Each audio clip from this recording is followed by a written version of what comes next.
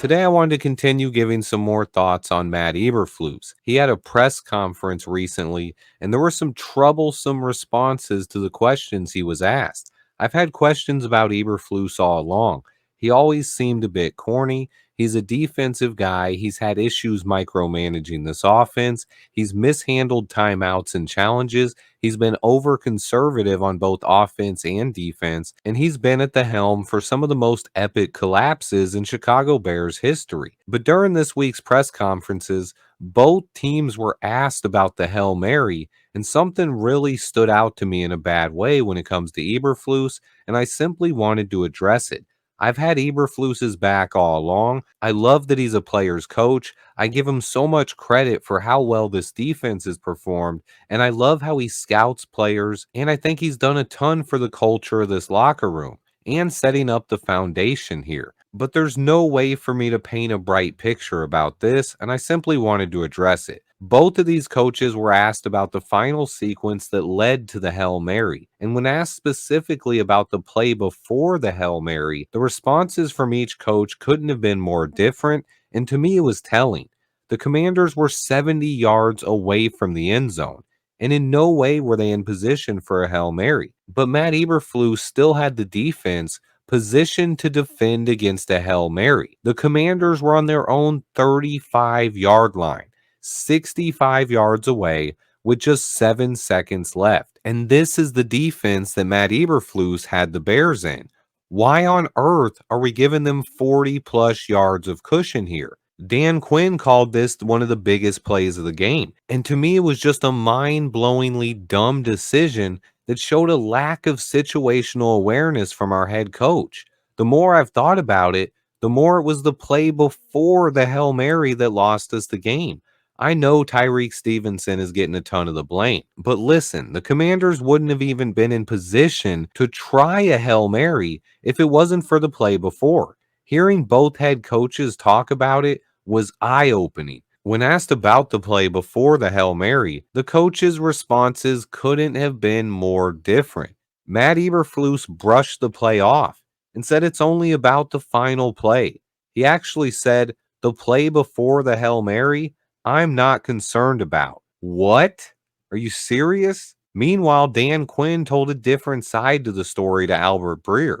He talked about how important that play was. He said, if we don't get that play, then we aren't even in position to attempt a Hail Mary. That's the play we needed. Dan Quinn realized in that moment how important that play was just to even be able to attempt a Hail Mary. Meanwhile, our head coach completely dismissed the importance of the play, and then after that play, saw that his defense wasn't prepared for a Hail Mary, had timeouts in his pocket, and chose not to take a timeout there. And when you add all of that up, that makes his comment even more concerning to me. The lack of situational awareness for Matt Eberflus is absolutely a big deal. I've tried as much as I can to remain positive, but that might have been the final straw for Matt Eberflus for me.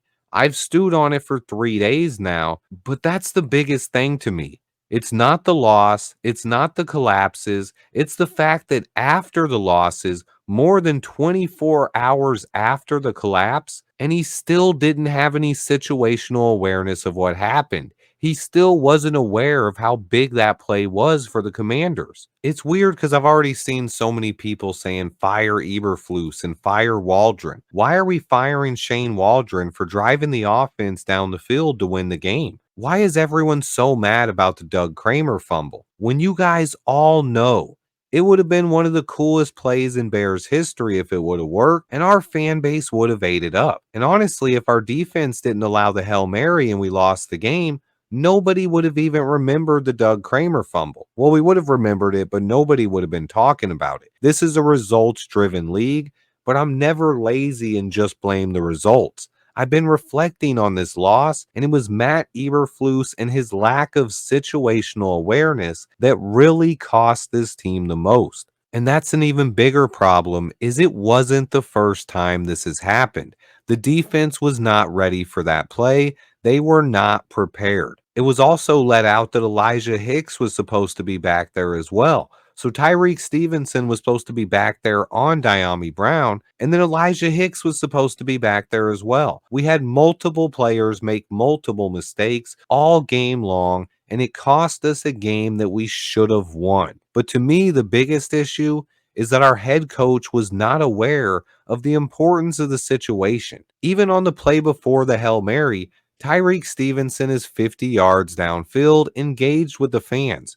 Meanwhile, if you look at the All 22, Eberflus is joking with Jalen Johnson. We have timeouts in our pocket, and we could have clearly used a refresher on our defensive responsibilities and how important this moment was in the game. I was sitting at home, broadcasting live, and I knew how important it was. I mentioned during my live stream over and over after we scored that touchdown that this game was not over yet. I still remember that Falcons loss. I know what teams can do with just 11 seconds. And we've all seen Hail Marys and miracles from Aaron Rodgers. But the biggest issue is our defense was not prepared, and some of the players did not take it seriously enough. On top of that, our head coach did not know the importance of the situation, and that is the biggest knock on him as a head coach that I've seen in his 3 years here. Lacking situational awareness gets coaches fired.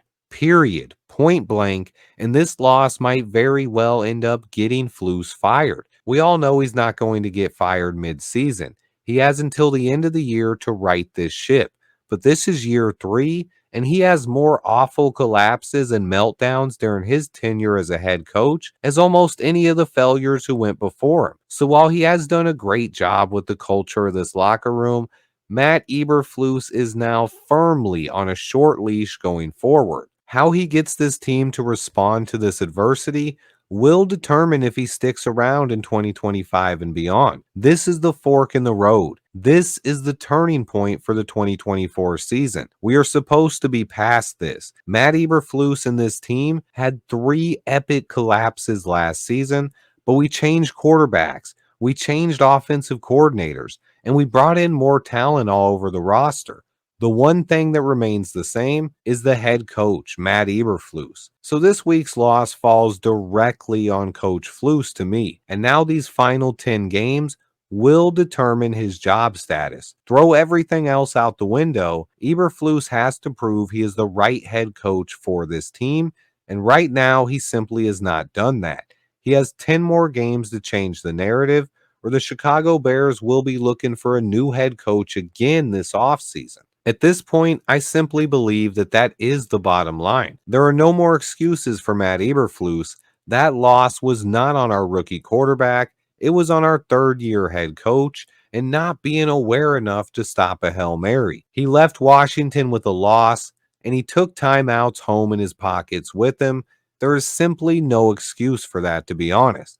Let me know how you guys feel about this. I tried as hard as I could, but honestly, I couldn't spin much positivity out of this at all. This could be a turning point on how I feel about Matt Eberflus. It comes down to how this team responds going forward. Please remember to hit that like button for me, guys. I appreciate everyone who watches. Stay tuned, and until next time, bear down.